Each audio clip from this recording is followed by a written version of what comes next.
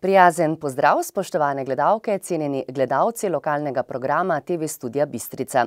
V tokratni oddaji posebej izpostavljamo pogovor z glavnim izvršnim direktorjem skupine Impol, Andrejem Kolmaničem.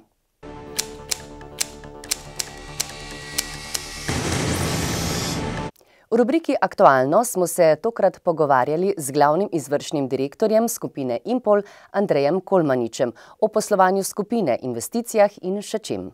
Za vami je prvo leto mandata na mesto glavnega izvršnega direktorja skupine Impol. Kako bi ga opisali? Zdaj, če gledam z osebnega vidika, lahko rečem, da vsaka sprememba je stresna. Tudi naj se gre za neke male spremembe, tudi če se ne vem, z družino, z istimi osebami preselimo na neko novo lokacijo, je to stresno. Zdaj, če govorimo v tem glede mojega poklica, glede mojega delovnega mesta, moram reči, da je ta sreča, da sem bil vzgojen znotraj Impola, da vse te ljudi poznam, s katerimi sodelujem, in je bil mogoče ta prehod nekoliko težji. Seveda sodelovali smo včasih v drugačnem razmerju, v drugačnem odnosu, ampak lahko rečem, da nam je precej dobro uspelo spostaviti neki sistem sodelovanja, bom rekel, z vsemi temi mojimi podrejenimi. Isto tako pa lahko rečem, da mi je zelo dobro uspelo spostaviti nek način dela z upravnim odborom, ki nadzira moje oziroma naše delo.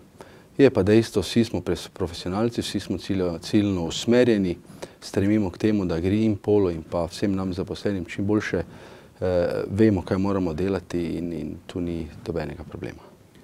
Poglejte, lansko leto je pravzaprav zaznamovala ta gospodarska kriza, na nek način tudi zametek trgovinske vojne, spodbujen strani Bele hiše, predsednika Trumpa, konec koncev tudi težave s carinami in pa določene verjetno tudi težave pri nabavi primarnega aluminija. Preteklo leto je bilo dejansko strašansko specifično. Tako kot ste sami dejali, gospodarske vojne so nas pripeljale v en nezavidljiv položaj. Že en navaden nedeljski pozno popoldanski tweet je lahko zelo spremenil neka pravila na aluminijskem trgu. Strašansko smo občutili vse te dogodke. Kot prvo so sankcije na ruski aluminij strašansko vplivale na ceno aluminija. Na srečo se je izkazalo, da strategija Impola je odlično zastavljena. Naša strategija je, da imamo na vseh lokacijah svoje lastne livarne, s katerimi si lahko zagotavljamo neko fleksibilnost. Z lastnimi livarnami smo si zagotovili pretapljanje našega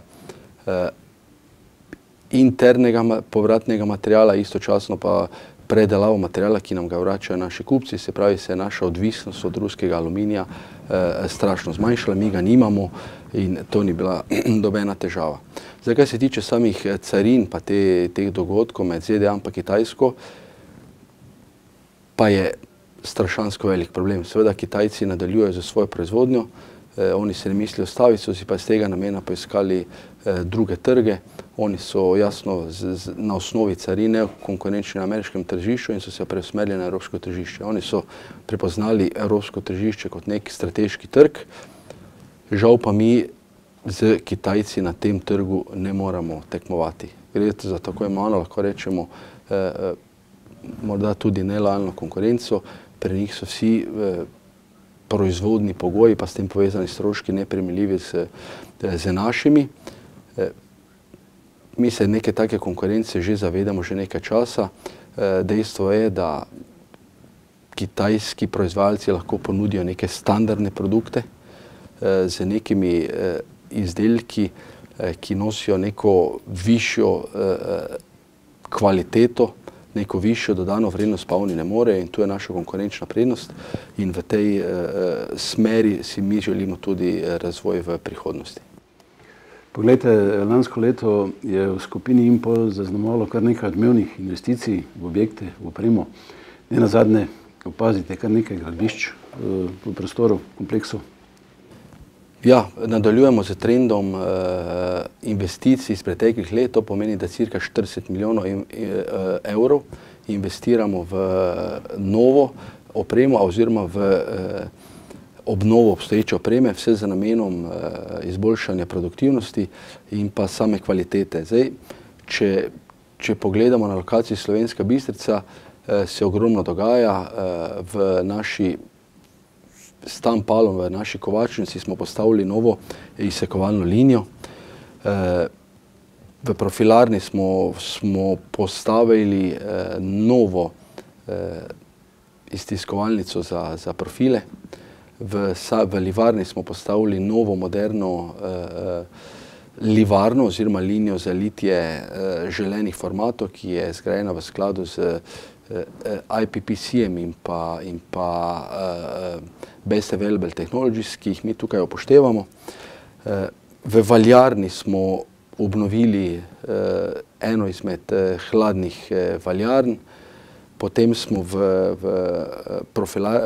valjarni pričeli z postavitvijo nove izrezovalne linije za aluminijeve trakove in pa pločevine. Moram tudi reči, da smo ustavili našo toplo valjarno, pri tem pa v Šibeniku zagnali generalno obnovljeno toplo valjarno. Zelo precej seveda vidno tukaj tudi zagnali smo nov obrat, ki se imenuje Impol Final za izdelavo nekih končnih izdelkov oziroma k našim tem dozdajšnjim poproizvodom dodajamo neko višjo stopnjo dodelave. Potem smo pa v Šibeniku zraven te obnove tople valjarne postavili tudi novo peč za homogenizacijo bram, na ta način povečali produktivnost same tople valjarne. Enakih stvari smo se pa lotili tudi v Sevalu, v Srbiji, kjer smo postavili prav tako novo linijo za homogenizacijo bram in pa izvedli delno rekonstrukcijo tople valjarne. V letošnjem letu je predviden začetek gradnje druge etape zahodne obvoznice in v okviru tega seveda tudi položitev prepotrebnih kablovodov za neko normalno oskrbo z električno energijo.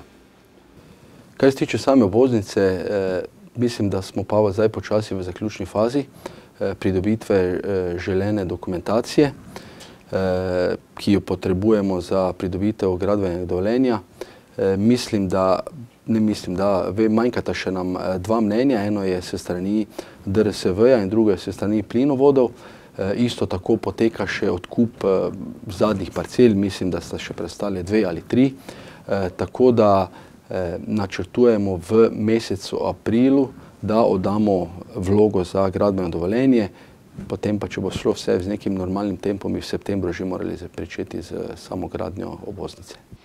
Glede, med konkurenčne prednosti sodijo tudi znanja, ki omogočajo pravzaprav ustrezne analize trendov in razvoja oziroma gibanja trga aluminija. Še posebej pa seveda to velja za avtomobilsko in pa letalsko industrijo. Ja. Zdaj skupina Impol ima 2 vrsti kupcev, eno so tisti trgovci, eno so končni kupci. Jaz zdaj pravim, da najboljši analitiki samega trga so naši prodajniki, ki se redno dnevno gibljajo po samih trgih, hodijo tudi na razne srečanja, simpozije, kjer na eni strani slišijo, kakšne so potrebe samega trga. Na drugi strani moram pa reči tudi, da se Impol za svojo strategijo želi uvrstiti v branžo razvojnih dobaviteljev. Se pravi, mi smo naredili velik korak naprej z našim Finalom, kjer skupaj z končnimi kupci razvijamo določene produkte in želimo slediti njihovim željam oziroma smernicam. Zdaj mislim, da nam precej dobro uspeva spremljati same trende na trgu. Moram povedati, da nam je ob koncu preteklega leta oziroma v začetku tega leta uspelo pridobiti 2 zelo velika projekta, lahko jih kar imenujem. Eno gre za Samsunga, ki je eden izmed vodilnih proizvajalcev baterij za električna vozila. Na drugi strani imamo BMW-ja, ki se prav tako spušča v elektrifikacijo vozil. odlično smo se integrirali v to proizvodnjo, dobili posle, se pravi, sledimo tem trendom, ki se dogajajo. Moram tudi, pa bom rekel, kar pohvaliti svoje kolege. V preteklem letu nam je uspelo pridobiti letalski standard EN 9100. To pomeni, da smo se uvrstili v bazo OASIS, to je baza, kjer so navedeni vsi potencialni dobavitelji letalske industrije. Mi zaznavamo, da letalska industrija nima zadostne količine dobaviteljev aluminijskih proizvodov in pa polproizvodov. Zaradi tega se proizvajalci celo usmerjajo v neke druge materiale, kompozite. Mi smo tu videli priložnost, pravočasno odreagirali, dobili standard in pa že tudi sklenili prve posle. Tukaj mogoče sem v enem izmed prejšnjih vprašanj ste vprašali okrog teh vojn, moramo pa prepoznati tudi mogoče kakšno pozitivno stvar od teh vojn. Ta pa je, da s tem, da zaradi carin seveda se potrebe ameriškega trga niso zmanjšale. Kitajci so nekonkurenčni zaradi carin, smo pa mi kar precej dobro izkoristili to luknjo, prodrli z svojimi proizvodi na ameriško tržišče in mogoče številka iz preteklih 2500 ton prišli na letošnjih 30 000 ton proizvodov za ameriško tržišče, med katerimi nekateri celo nosijo znako AMS, kar pomeni, da je material namenjen letalski industriji. V gospodarskih družbah se te dni zaključujejo, pripravljajo bilance, zaključni računi, preden se seveda oddajo. Povejte nam, že mogoče razpolagate s kakšnimi številkami, kaj bo pokazal rezultat za preteklo leto? V povprečju lahko rečem, da nam je uspelo proizvodnjo in prodajo povečati za 3%. Seveda se to potem tudi pozna v finančnih zneskih. Prihodkov v letu 2018 je bilo za cirka 727 milijonov evrov, kar pomeni, da so prihodki nam narasli za 8% v primerjavi z letom 2017. EBITDA je znašala v 2018 cirka 58,5 milijona evrov in pa dobiček pred obdavčitvijo 41,5 milijonov evrov. Lahko rečem, da smo cilje, ki smo si zastavili ob začetku leta 2018, dosegli in smo lahko, glede na vse razmere, ki so se dogajale, lahko zadovoljni z samim poslovnim rezultatom. Ob koncu mogoče še nekaj o prioritetah, tistih glavnih nalogah v letošnjem letu, pa sicer tudi nekoliko naprej. Seveda, kot prvo si želimo stabilnega gospodarskega in pa tudi političnega okolja v Sloveniji in pa tudi v svetu, zdaj lahko že rečem, ne samo v Evropski uniji. Mi imamo kar precej nekih dolgoročnih pogodb in nas vse kratkoročne spremembe v samem poslovanju lahko zelo prizadenejo. Zdaj, kaj se tiče same skupine MPOL, moram povedati, da prioritetna naloga je, da čim prej uspešno zaključimo vse začete projekte. Imamo kar nekaj odprtih projektov, za katere smo vložili veliko denarja, še nam pa ne prinaša tega, kar smo vseh teh projektov pričakovali. Mi moramo dejansko po vsakem vložku čim prej same naprave začeti uporabljati in s temi dvigovati našo produktivnost oziroma celotno obseg proizvodnje. Seveda pri vseh izzivih pa moramo tudi upoštevati stanje na samem trgu. V prvih 2 mesecih lahko rečem, da opažamo manjše ohlajanje na trgu. Nekaj se dogaja, ali je to povezano z avtomobilsko industrijo in pa s temi dizel motorji, še ugotavljamo. Dejstvo pa je, da bo naša nabavna služba morala vložiti ogromno truda. Seveda, če bomo želeli prodati vse te količine, ki so pri nas v tem trenutku na razpolago, mi v tem letu načrtujemo nekje prodajo 260 000 ton polproizvodov oziroma izdelkov.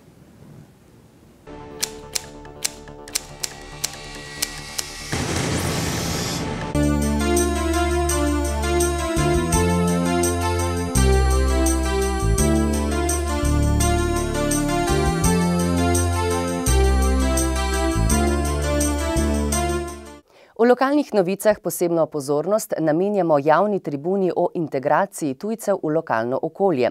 Sicer pa si lahko posnetek javne tribune ogledate takoj po nocojšnji tedenski informativni oddaji. Tudi v občini Slovenska Bistrica se v zadnjih letih povečuje število priseljencev, predvsem Albancev. Največ težav se pojavlja zaradi neznanja slovenskega jezika in bivanjskih razmer. Nekateri občani tudi menijo, da tujci neupravičeno prejemajo socialne transferje. Zato je občina Slovenska Bistrica v četrtek 28. marca organizirala javno tribuno z naslovom Integracija tujcev v lokalno okolje.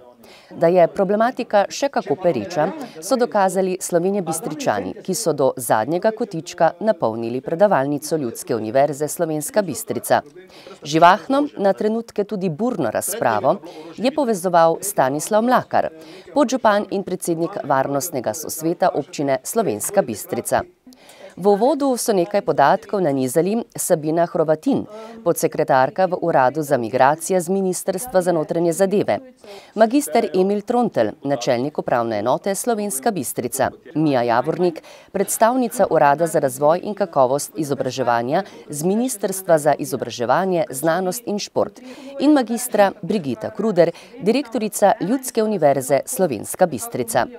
Sabina Hrovatin je pojasnila, da je v letu 2018 na območju upravne enote Slovenska Bistrica živelo 4% tujcev z dovoljenji za bivanje, v Sloveniji pa v povprečju 6%. Lani so, kot je povedal Emil Trontelj, na območju slovenjebistriške upravne enote izdali 700 začasnih dovoljenj za bivanje in 80 dovoljenj za stalno bivanje, medtem ko jih je 34 dobilo slovensko državljanstvo. Vendar pa ti podatki navzočih niso prepričali. Po njihovih besedah je največji problem v tem, da večina kosovskih Albancev živi v središču Slovenske Bistrice. Udeleženci javne tribune so se ob koncu strinjali, da bodo pri reševanju občutljive problematike potrebni sistemski ukrepi.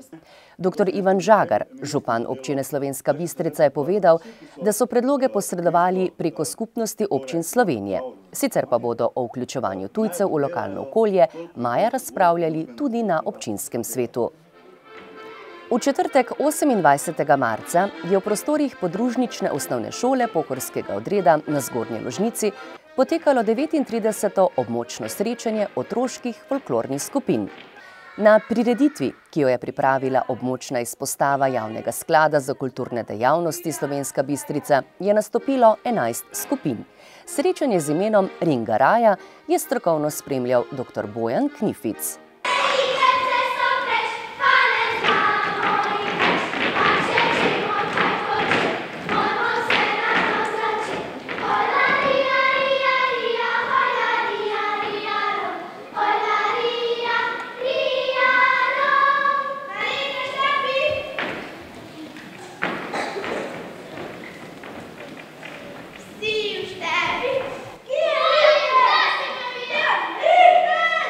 Sorry.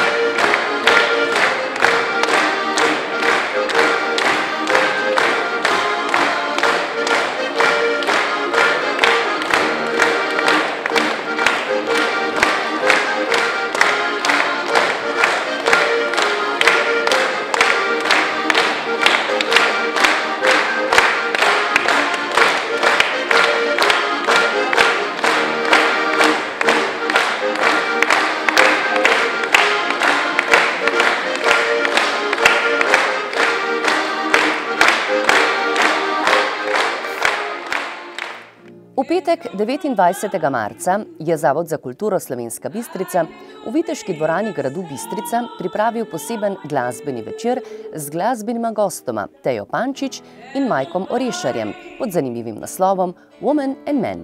Sodelovala sta tudi Patricija Simrajh in Niko Turk.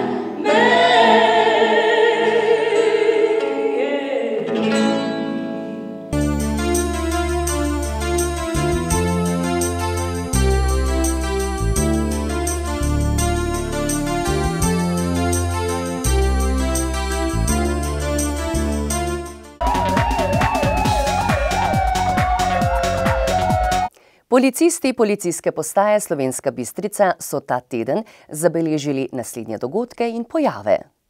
Policisti Policijske postaje Slovenska Bistrica so od 25. marca do 1. aprila obravnavali 8 kaznivih dejanj, od tega 5 kaznivih dejanj tatvine, 2 kaznivi dejanji velike tatvine in kaznivo dejanje goljufije. Slovenska Bistrica. Neznani storilec je storil kaznivo dejanje velike tatvine in s tem povzročil lastniku za 300 evrov škode. Cigonca. Neznani storilec je izvršil dejanje velike tatvine in s tem lastniku povzročil za 650 evrov škode. Devina. Neznani storilec je izvršil kaznivo dejanje velike tatvine in lastnika oškodoval za 500 evrov. Pragersko. Neznani storilec je iz odprte nadstrešnice odtujil vrtni traktor znamke Husqvarna ter križno kosilnico in vrtni prekopalnik ter s tem lastnika oškodoval za 5000 evrov. S področja prometne varnosti so policisti obravnavali 12 prometnih nesreč. Od tega so 3 prometne nesreče obravnavali kot prekršek. V 9 primerih so odstopili od ogleda kraja nesreče. Izdali so tudi 3 plačilne naloge. Zaradi kršitev cestnoprometnih predpisov so podali 4 obtožilne predloge na Okrajno sodišče v Mariboru. Izdanih je bilo tudi 54 plačilnih nalogov. Zaradi kršitev javnega reda in miru so opravili 24 intervencij, in sicer 8 intervencij v zasebnih prostorih in 16 intervencij na javnem kraju. V 4 primerih so kršiteljem izdali plačilni nalog, v 11 primerih pa so intervencijo zaključili z uradnim zaznamkom.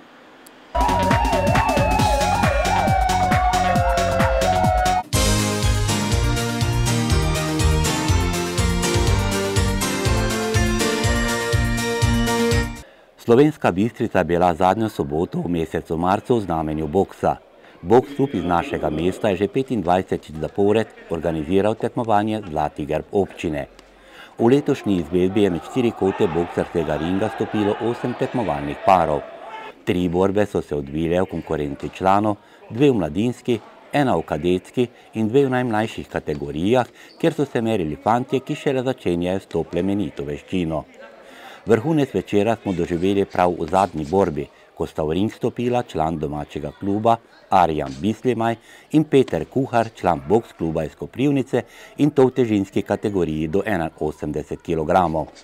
V 9 minutah dvoboja se borca nista štedila, izmenjala sta kopico močnih in natančnih udarcev. Suvereno je v vseh 3 rundah dvoboj nadzoroval domači borec, ki je tako povsem zasluženo zmagal. Ta prepričljiva predstava mu je tudi prinesla laskavo lovoriko Zlati grb. Veliko mi pomeni, to pokaže vse moje treninge, moj trud, moje mučenje do uspeha, želja do uspeha, da dobim to. To sem od prejšnjega leta sem spet pričakoval, trudil se, da dobim spet. In to je moj cilj, vsako leto dobiti to. Bislimaj je tako drugi zapored ponesel to laskavo lovoriko.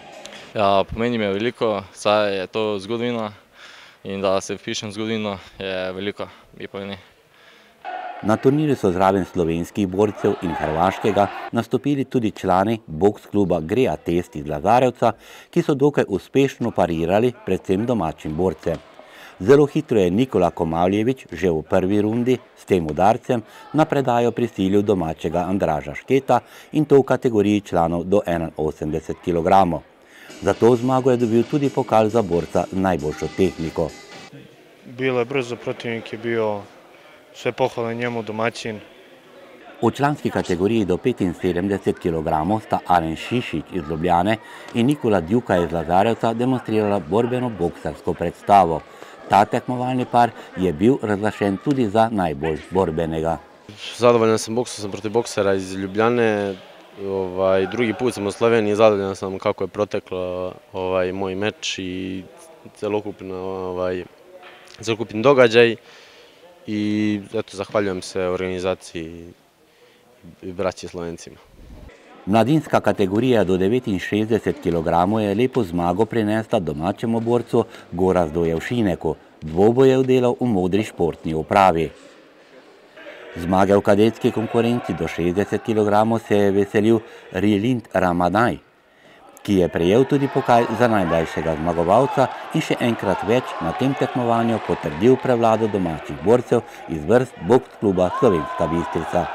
Dobra organizacija, lepe borbe in veliko število gledalcev je potrditev, da je ta dogodek, ki poteka vsako leto tudi v okviru občinskega praznika, na dobri poti tudi naprej.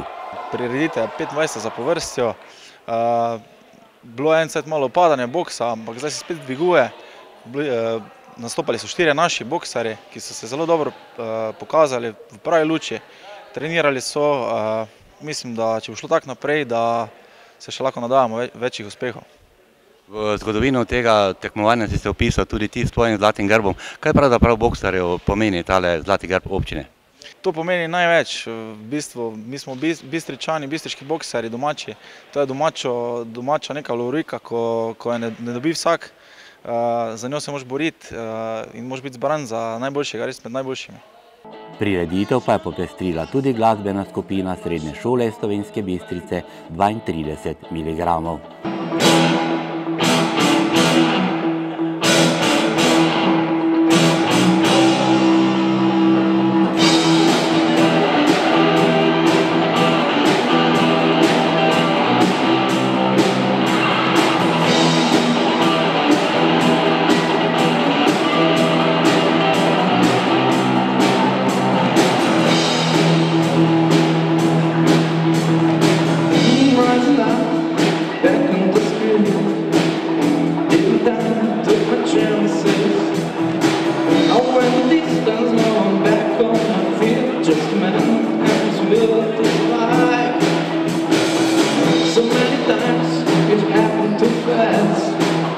tragic passion for glory. Oh, when the distance, now I'm back on my feet. You must fight just to keep them alive.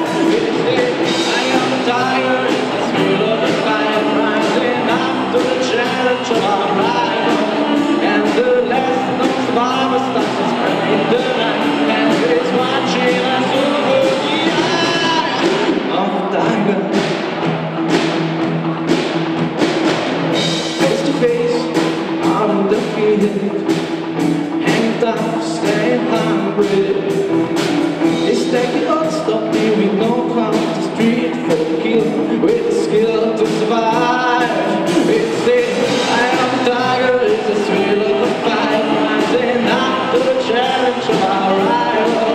And it's fast, no survivor starts to break the night, and it's watching us over the eye of the tiger.